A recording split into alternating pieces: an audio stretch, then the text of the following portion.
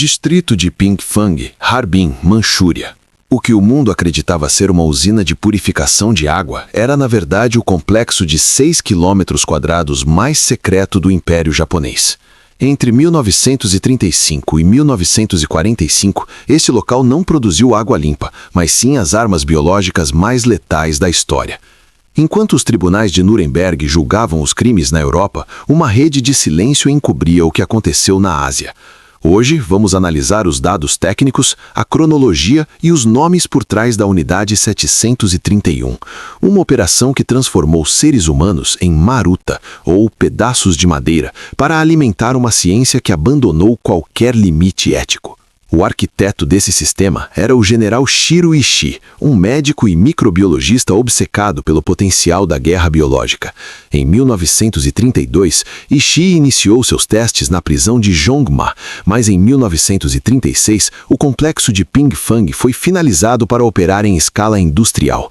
O local contava com mais de 150 prédios e era guarnecido por 3.000 pesquisadores e técnicos.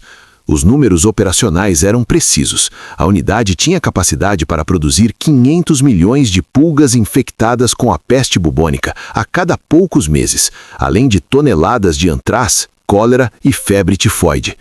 A terminologia técnica usada pelos pesquisadores era o primeiro passo da desumanização. Os prisioneiros, em sua maioria chineses, coreanos e soviéticos, eram chamados de maruta. Dados documentais revelam que pelo menos 3.000 pessoas morreram diretamente dentro do complexo de Pingfang devido aos experimentos, mas o número total de vítimas, incluindo os ataques biológicos em vilas vizinhas, é estimado em mais de 250.000 pessoas. A cronologia das atrocidades incluía testes de resistência que desafiavam a biologia. Em 1940, foram documentados experimentos de vivissecção realizados sem qualquer anestésico. Os médicos da Unidade 731 acreditavam que o uso de anestésicos alteraria os resultados dos dados sobre a decomposição dos órgãos. Prisioneiros eram submetidos a infecções deliberadas para que os pesquisadores pudessem abrir seus corpos enquanto ainda estavam vivos, observando o progresso da doença em tempo real. Cada etapa era meticulosamente anotada em relatórios científicos que mais tarde se tornariam moedas de troca política. Os ataques biológicos em campo aberto também seguiam uma logística rigorosa. Em 1942, aviões japoneses sobrevoaram cidades chinesas como Ningbo e Changde, lançando bombas de cerâmica repletas de grãos e pulgas infectadas. O objetivo técnico era observar a velocidade de propagação de uma epidemia em populações civis. Milhares de pessoas morreram em agonia, vítimas de uma praga fabricada em laboratório, enquanto técnicos da Unidade 731 entravam nas zonas de infecção vestidos com roupas de proteção para coletar dados sobre o tempo de morte e os sintomas finais. Além da guerra biológica, a unidade realizava testes de armas convencionais em corpos humanos. Prisioneiros eram amarrados a estacas em diferentes distâncias para testar o raio de fragmentação de granadas e bombas incendiárias. Em 1943, foram realizados testes de congelamento similares aus de Dachau, mas com uma variante técnica. Os membros dos prisioneiros eram congelados e depois golpeados com paus para observar a resistência do tecido ósseo e a viabilidade do descongelamento em água quente. Em agosto de 1945, com a invasão soviética e a iminente derrota do Japão, o general Shiro Ishii deu a ordem final: destruir o complexo de Pingfang. Os prisioneiros sobreviventes foram executados com gás venenoso e seus corpos cremados para apagar as evidências.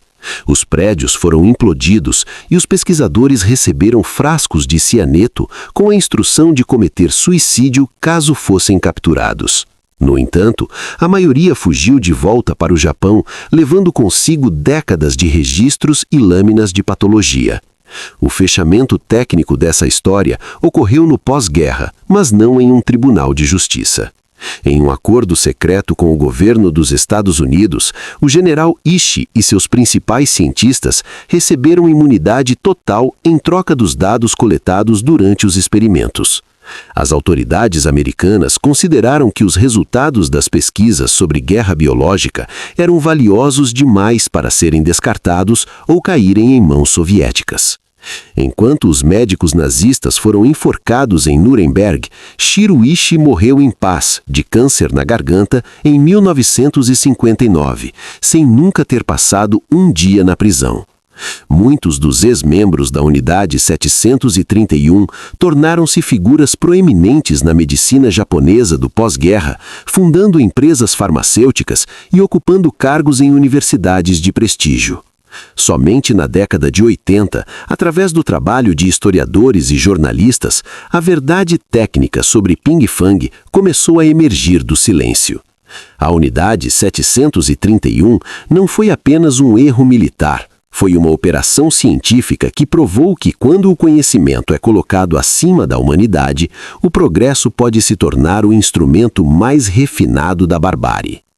Os números e os fatos de Ping Fang permanecem como um registro de que a justiça, muitas vezes, é sacrificada no altar da conveniência política. Mas a memória das 250 mil vítimas exige que os dados técnicos desses crimes nunca sejam esquecidos, para que a ciência nunca mais perca a sua bússola moral.